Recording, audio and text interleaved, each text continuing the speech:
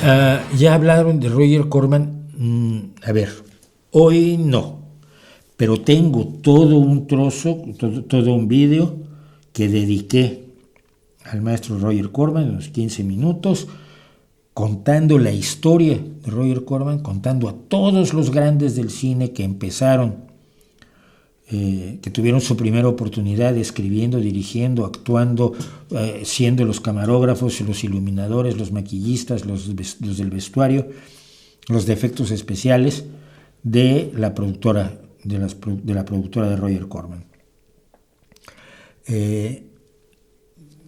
No existiría el cine como lo conocemos sin él, sin Roger Corman.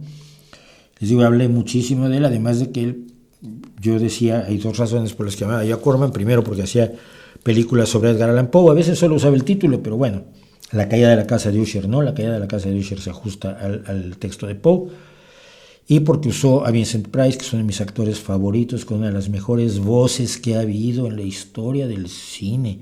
Es que es maravilloso, y mira que hay grandes voces, pero si ustedes oyen uno de los mejores poemas de Edgar Allan Poe, que es Annabel Lee, leído por Vincent Price, que lo debe haber en YouTube, ¡wow!